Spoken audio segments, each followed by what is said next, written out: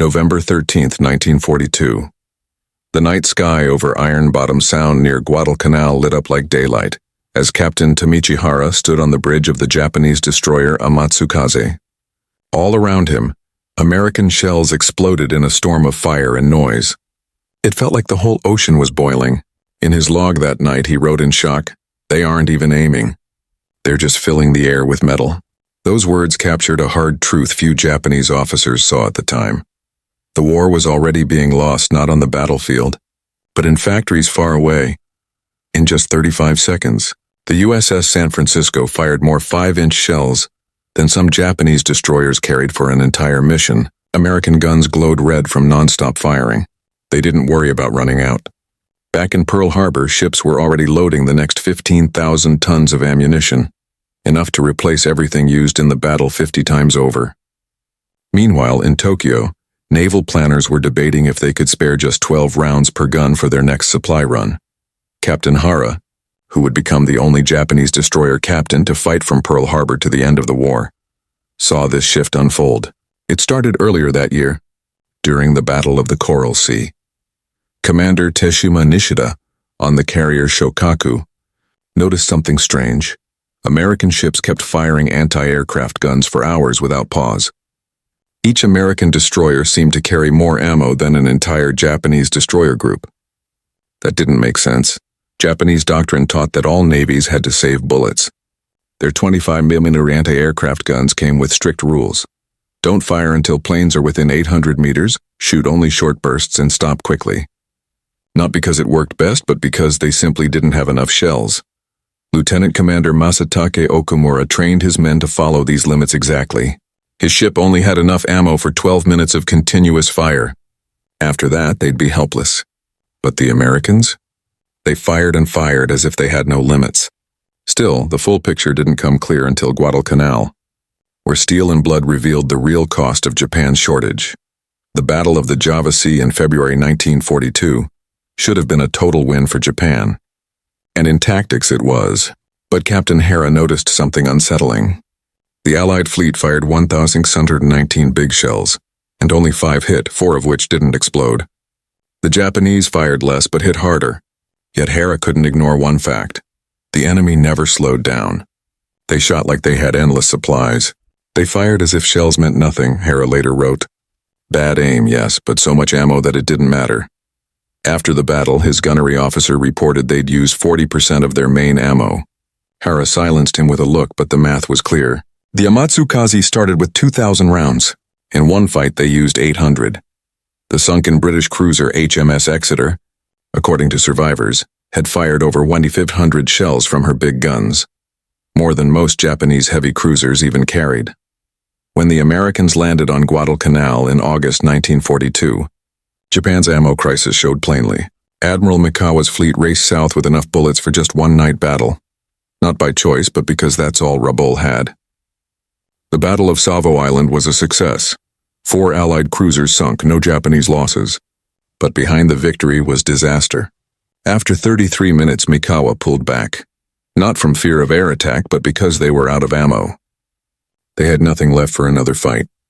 The American transport ships, full of supplies, were left alone simply because Japan couldn't afford to shoot. They'd fired 471 rounds, hitting 10 targets, a rate criticized in Tokyo as wasteful. Meanwhile, in Pearl Harbor, Captain William Poco Smith oversaw the loading of the ammunition ship USS Rainier. Her cargo, 5,000 tons of shells, including 350,000 rounds of 5-inch, 1.2 million of 40-meter, and 3 million of 20mm. That single load held more than the entire Japanese fleet would use in 3 months. The famous Tokyo Expresso high-speed runs to deliver supplies to Guadalcanal showed how bad things were. On November 30th, Admiral Tanaka led 8 destroyers carrying rice, medicine, and ammo. The ammo part? Just 280 drums for 15,000 soldiers. Each drum held about 300 rifle rounds. This tiny amount was what a single American destroyer could burn through in 20 minutes of combat. Captain Hara called it heartbreaking. We risk lives, fuel, and ships to deliver what the Americans probably waste in practice. He wasn't wrong. That same day, the USS Fletcher fired 127 rounds in a training drill, half a drum from Tanaka's precious cargo. The numbers kept getting worse. In March 1943, the Hastings Naval Ammunition Depot opened in Nebraska. Spread over 48,000 acres with 2,200 buildings and over 200 miles of rail, it employed 10,000 workers. This one place made 40% of all U.S. Navy ammo. In its first month, it produced more than all Japanese factories combined would make in the rest of 1943. It churned out 5-inch shells at 100,000 per month, rising to 300,000 by September. Its quality control rejected more shells than Japan built in total. Nearby, the McAllister Depot in Oklahoma made big shells and bombs. By late 1943, it produced tens of thousands of shells monthly and 500,000 pounds of aerial bombs. At peak, it had 8,600 workers. In Japan, the main naval arsenal struggled to make 10,000 shells of all sizes each month. Toyokawa Arsenal expanded at great cost, reached 4.5 million rounds monthly, but only by using 56,400 workers, including 6,000 children aged 12 to 16, working dangerous 12-hour shifts. The Battle of the Philippine Sea in June 1944 laid it bare. Admiral Ozawa had 9 carriers and 473 planes. Opposite him, Admiral Spruance had 15 carriers and 956 planes, and more importantly, endless ammo. Pilot Sadamu Takahashi, flying off the carrier Taiho, described the American fleet. The sky turned black with explosions. Not aimed shots, a solid wall of fire. They filled every bit of air with steel. Every 5-inch gun fired 15 rounds a minute. Every 40mm gun shot 120. Every 20mm cannon sprayed 450 rounds per minute. The destroyer USS Stockham fired 12,000 40mm and 20,000 20mm rounds in 6 hours. American ace David McCall said, "Our ships weren't shooting at planes. They were creating zones of death nothing could survive." Japan lost 476 planes. America lost 29. Rescued Japanese pilots said it wasn't a battle, it was execution by machine. On October 25, 1944, off Samar Island, the impossible happened. A small U.S. task force, 6 small carriers, 3 destroyers, 4 escorts, faced a massive Japanese fleet, 4 battleships, 6 heavy cruisers, and 11 destroyers.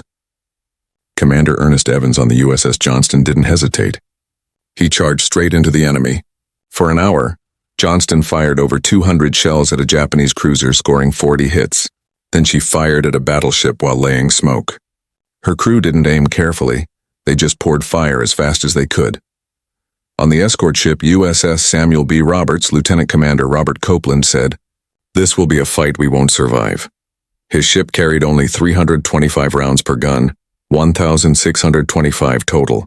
In 35 minutes, one gun fired over 600 rounds, nearly 40% of the whole supply. Gunner Paul Carr kept loading by hand after power failed, firing 6 more shells. He died clutching the last round, trying to load it. On the Japanese side, the mighty Yamato fired her huge 18.1-inch guns for the first time in surface combat. But her armor-piercing shells passed through thin American ships without exploding. Admiral Ugaki wrote in shock, "The enemy destroyers charged through smoke, firing non-stop.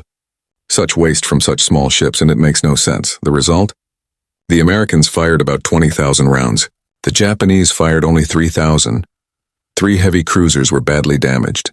Despite having all the advantage, Japan withdrew. The reason? Ammo ran low. The Americans didn't. By late 1944, U.S. production was beyond belief. From 1941 to 1945, America made 47 billion rounds of small arms ammo, 41.4 billion just for rifles and pistols. That's 10 bullets for every person on Earth.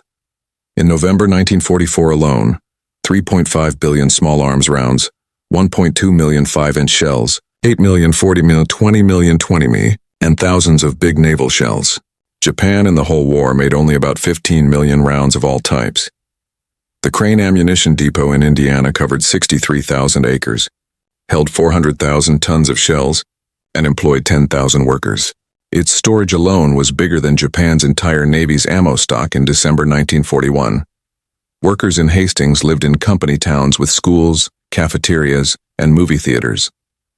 Mary Roberts, a shell assembler, said, "We worked 5 days a week, got good pay, hot meals, and Friday movies. We knew we were winning, 1 shell at a time." In Toyokawa, 12-year-old Akiko Sato worked 12-hour shifts, ate 1 rice ball a day, and watched friends die in accidents. She wrote, We made maybe 100 shells a day. The Americans probably fired that many in 1 second. Training suffered too.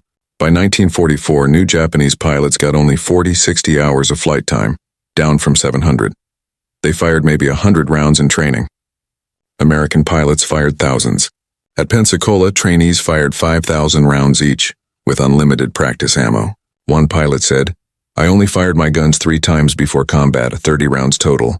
My first enemy probably fired that much in 1 second. For anti-aircraft crews, it was worse."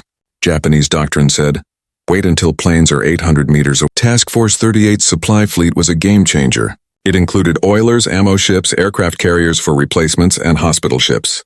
In July 1945, one single-sea replenishment delivered over 6,000 tons of ammo, more than most Japanese bases had in storage. Admiral Somu Toyota admitted after the war, "We assumed if we could afford 1,000 rounds. Maybe the Americans had 3,000. We never imagined they had 100,000. On April 6, 1945, the battleship Yamato sailed on her final mission. She carried 1,070 big shells, all Japan could give. Secondary guns had 60% ammo. Anti-aircraft guns had 12 minutes of fire. Captain Hara told his crew, "We have 1 battle's worth. Use every round wisely." The next day, 386 American planes attacked in waves. At first, Yamato fought back hard. But by the 3rd wave, fire weakened. By the 5th, it stopped. Survivor Mitsuru Yoshida said, "The 25mm guns fell silent first. Then the 127mm. Finally, even the main guns had nothing. We were just a 70,000-ton target." Meanwhile, the American carriers had just been resupplied. The USS Essex alone received 500 tons of ammo, about 400,000 rounds. Her planes fired 200,000 rounds attacking Yamato, knowing more would come tomorrow. Back home, Japan's shortage crushed daily life. Copper for shells was so scarce they took temple bells. 45,000 melted, 90% of the nation's total. A 500-kilo bell made 2,000 small shells, which an American 40mm gun could fire in 16 minutes. A 13-year-old girl wrote, "They took our school bell today." Teacher cried. It had rung for 200 years. How many seconds will those shells last in battle? At Toyokawa, accident rates hit 15% a month by 1945.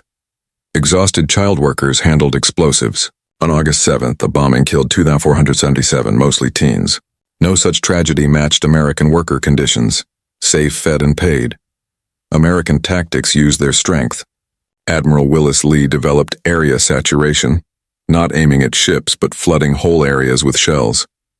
At Surigao Strait, U.S. battleships fired thousands of rounds in 18 minutes. Japanese ships, low on ammo, fired less than 100 rounds before sinking. A survivor said, "Shells fell like rain. We shot into the dark, sir. For every one of ours, 50 came back." Japan turned to kamikaze attacks, not just from courage but from lack. Vice Admiral Onishi said, "We use body crashes because we have no shells for normal attacks. One pilot replaces hundreds of rounds we don't have." Code breakers read Japan's messages and saw the truth. A 1944 report showed ammo levels at 15 to 31% of needed amounts. Admiral Nimitz said, "They're a boxer with no punch left. We just keep hitting." U.S. planners ran fake attacks to waste Japanese ammo. Analyst Joseph Rochefort said, "We knew when Japan couldn't fight. They asked for resupply." American submarines sank 147 Japanese ammo ships, losing 500,000 tons of cargo, 55% of all shipments. One subcommander sank a ship whose explosion was seen 40 miles away. It carried more than Rabaul would get in 3 months. A Japanese logistics officer, failing to deliver ammo, committed suicide. His note, "I send empty ships to die. Our guns fall silent while theirs never stop." By war's end, the numbers told the story. U.S. made 47 billion rounds, 4.2 million tons, in 47 factories with 486,000 workers. Japan made about 15 million rounds, 200,000 tons in 11 factories with 95,000 workers, including children. The ratio? Over 3:100 to 1 in small arms alone. But it wasn't just quantity. American proximity fuses, smart shells that exploded near planes, made anti-aircraft fire 300–600% more deadly. Japan's fuses often failed. U.S. fire control systems used radar and computers. Japan aimed by eye. The USS Laffey survived 22 kamikaze attacks in one day, firing nonstop. She shot down 9 planes, took 7 hits, but lived. The destroyer Yahagi, escorting Yamato, ran out of ammo after 45 minutes and was destroyed. The cruiser Helena earned the name machine gun cruiser for her speed of fire. So fast, Japanese thought her guns were automatic. Captain Hara's observation stayed true. Americans fired without thinking. Japanese counted every shot. This wasn't just a difference in tactics. It was the gap between industrial might and scarcity. When Emperor Hirohito announced surrender, he mentioned the atomic bomb. But military leaders knew the truth. Admiral Toyota said, "We could build ships without steel, fly planes without fuel, but we couldn't fight without ammo." The Americans had endless supplies. "We used shells from our ancestors' temples." On August 14, 1945, Kerr Arsenal reported, 73 shells made, 423 workers, including 200 kids, materials critical. That day, Hastings made 45,000 shells with 5,800 workers above quota, and was told to slow down because the war was ending. The Pacific War wasn't won by bravery alone. It was decided in factories. Captain Hara put it best. "We brought swords to a machine gun fight, then wondered why we lost. The Americans didn't beat us. Their factories did." Every spent shell casing on the ocean floor carries that message. The Americans could fire without thinking. The Japanese had to think before every shot. And in that difference, the war was lost long before the last battle ended.